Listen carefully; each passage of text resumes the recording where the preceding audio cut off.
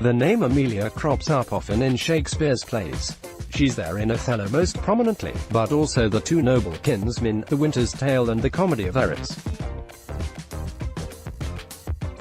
This recurrence has helped support the theory that the early modern poet Amelia Bassano, later Lanier, might well have been Shakespeare's muse, the Dark Lady of the Sonnets.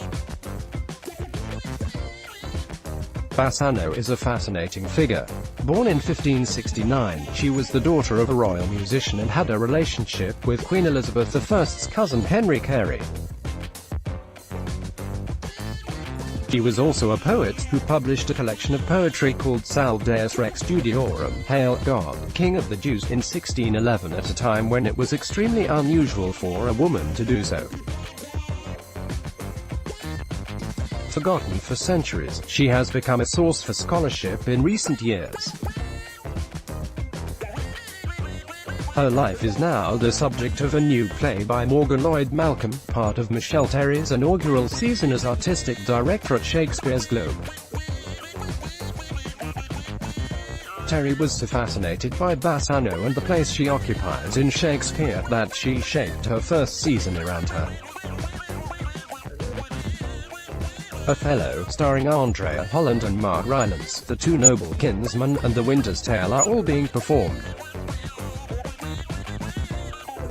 Mark Rylance as Iago in Othello, which features poet Amelia Bassano prominently, Simon Ann and Lloyd Malcolm, whose past plays include Belongings, shortlisted for the Charles Wintour Most Promising Playwright Award, and The Wasp, a twisty two-hander about bullying. Didn't know much about Bassano when she first discussed the project with Terry.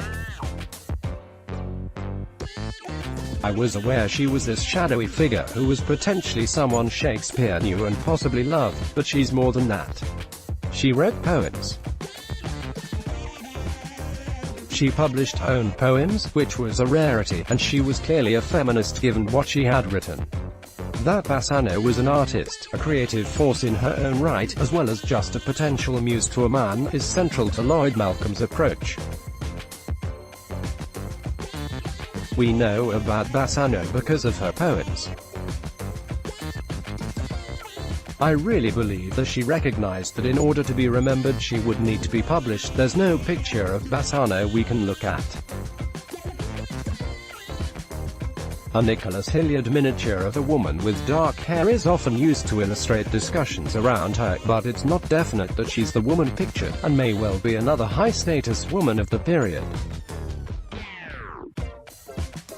Bassano survives in her own writing. A version of her also exists in diary entries kept by the astrologer Dr. Simon Forman. She consulted him a number of times in 1597, and his recollections of her formed the basis of historian Al Rouse's theory that she might well be the Dark Lady. Feminist scholars, including American academic Barbara Lulski, feel that Rouse's Dark Lady theory deflects attention from her significance as a poet. They attach her in the public imagination to a man, to his art, his verse.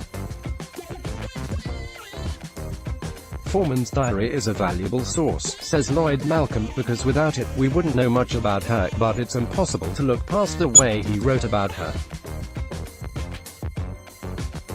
He called her a whore and a harlot, pointing out that he was attracted to her and was rebuffed. Lloyd Malcolm adds that, "I'm not inclined to believe him, he was clearly bitter." It is from Forman that Rouse drew his conclusions that Bassano was a social climber.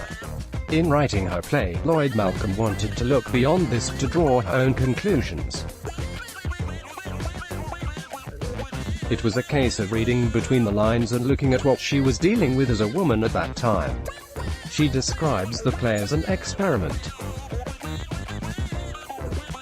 She and director Nicole Charles wanted to challenge the way history plays are usually told. Usually there is a central protagonist, but, she says, we wanted to muck around with that and create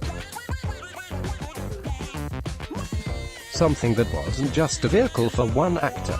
The play follows Amelia throughout her life, with 3 actors of different ages playing her: Leah Harvey, Minette Robinson and Claire Perkins. Claire Perkins and Amanda Wilkin in rehearsals. Helen Murray, Lloyd Malcolm chose this approach to illustrate the way people change as they age. "We aren't the same person as we go through our life," she says. "As a nearly 40-year-old, I'm very different to my teenage self, but I still look back on her fondly and still listen to her sometimes. I wish I could go back in time and tell her some things." On stage, the different Amelias watch each other. The idea of woman as muse is also key to the story Lloyd Malcolm is telling.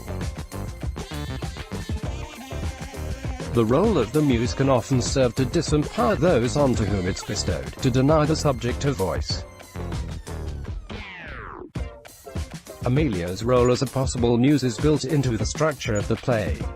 At the opening of the play, Amelia summons her muses. It empowers this supposed muse of Shakespeare to reclaim that stage. She describes it as a reclamation of voice, and at this particular stage that bears Shakespeare's name. The Globe stage can't help but lend the play a particular energy. When we speak, the company have just rehearsed in the space for the first time. The audience is such a big part of that space, and you can't ignore that. Direct address is important, acknowledging the environment, the open roof. Bennett Robinson in rehearsal. Helen Murray, Lloyd Malcolm and Charles have tried to challenge themselves throughout the creative process to avoid using traditional modes of storytelling. We're women telling a woman's story, and we're constantly trying to check and shed our learned behaviors and ask how we want to tell this story. It's as if Amelia is talking to us, they say, of the decisions that get made and the solutions that get found. In the play, Lloyd Morgan's Amelia talks of muscle memory, of a woman's connection with the women who have come before. It's something we know innately but have come to ignore. We're told it's not valid. As female creatives, says Lloyd Malcolm, they've had to unlearn a lot of methods. Over the course of her career, Lloyd Malcolm's had to do a lot of listening. Older male playwrights who've told me how I should write. You take it as scripture, but it blocks your need to think and write in the way you instinctively know is right. If you've constantly been told that your words aren't valid, you have to unlearn that. The creating of this play has felt, she says, like a process of unlearning. Charity Wakefield in rehearsal. Helen Murray. The question of whose stories get told, on which stages and by which artists, is a very current one. It ripples through a lot of recent work, including Ella Hickson's play The Writer, staged at the Almeida Theatre earlier this year, and Hannah Gadsby's potent, emotional stand-up show Nanette, currently on Netflix. It's still comparatively rare for a female playwright to be given a main stage at a major venue and given the support to make work of scale and ambition. I've heard so often from male artistic directors that my work is a risk, says Lloyd Malcolm. I was feeling disheartened and blocked and all this self-confidence stuff.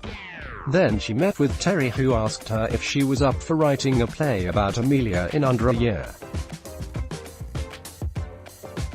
She said, "You're not a risk, you know what you're doing and we'll give you what you need for this, let's do it." This level of support was something Lloyd Malcolm had not seen before. It was the most amazing feeling. So much of the creative process is instilling confidence in someone. It's what a lot of my male peers have been getting. If you just crack that door open